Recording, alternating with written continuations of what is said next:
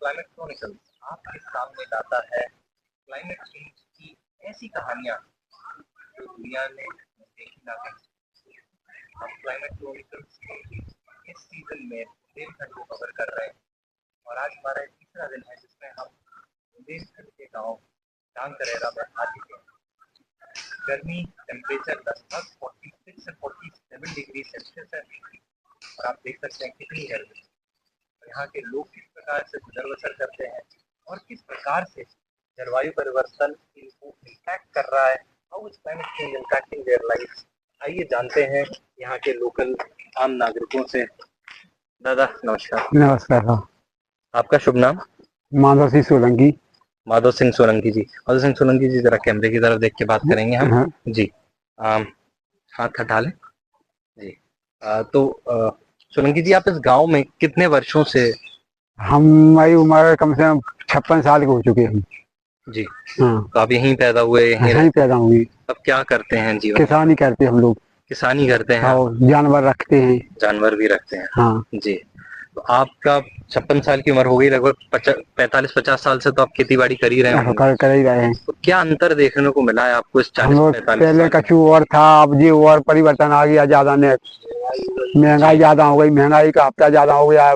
किस किसानी में कभी पड़ता पर नहीं रहा, मजदूरी ज्यादा बढ़ गई है और खाद की महंगाई ज्यादा बढ़ गई और जो फसल में सस्ती जा रही है। जी नहीं, ये तो आप तो सही कह रहे हैं कि महंगाई बढ़ गई है और फसल आपको उतना नहीं दे पा रही है, लेकिन मैं ये पूछना चाह रहा हूँ, खेती करते समय आपको क्या परिवर्तन देखने के मिल रहे हैं?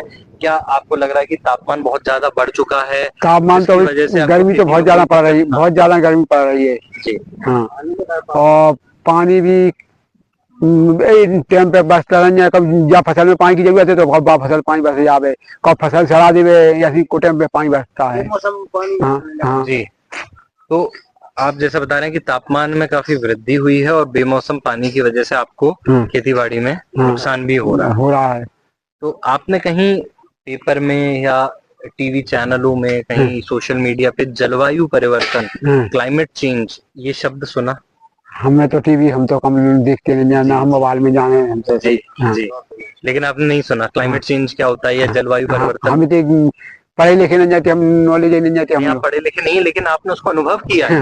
ये जो आप बता रहे हैं कि तापमान में इतनी वृद्धि हुई हो गई, हम दोपहर में यहाँ पे बात कर रहे हैं डांग गांव में, लगभग 47 डिग्री टेम्परेचर है, 47 डिग्री सेल्सियस का टेम्परेचर है। इतनी ज्यादा गर्मी आप अनुभव कर रहे हैं। आप खुद बता रहे हैं कि 30-40 साल पहले इतनी गर्मी पड़ती है। तो यही तो क्लाइमेट चेंज है, यही क्लाइमेट चेंज की रियलिटी है कि the temperature over the period of time has increased to that extent कि the life of the common people have been impacted to a greater extent.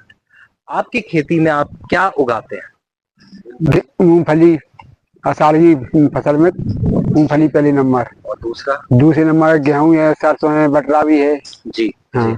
तो इसमें अब आप क्या देख पा रहे हैं कि पहले के कंपैरिजन में अभी इसकी पैदावार में कुछ कमी आई है? क्या आप देख पा रहे हैं, क्या रहा है? पहले व्यापार लोग में पहले हमने 7,000 क्विंटल की मूंगफली बेचती, अब बेचे 3500 की क्विंटल। बताओ, इतना फर्क है।